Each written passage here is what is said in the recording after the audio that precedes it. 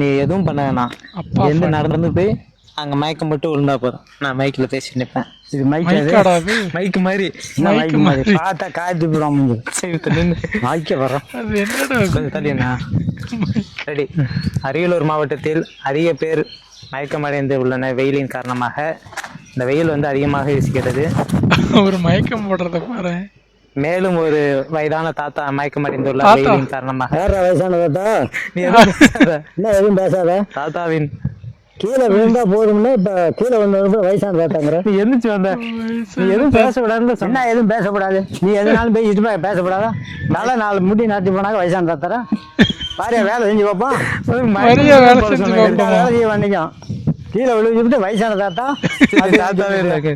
சும்மா மயக்கம் மட்டும் போட்டுருந்தாட்டு ஓடாட்டுதான் சும்மா போட்டுருக்க மயக்கம். நின்று பாப்பா. போ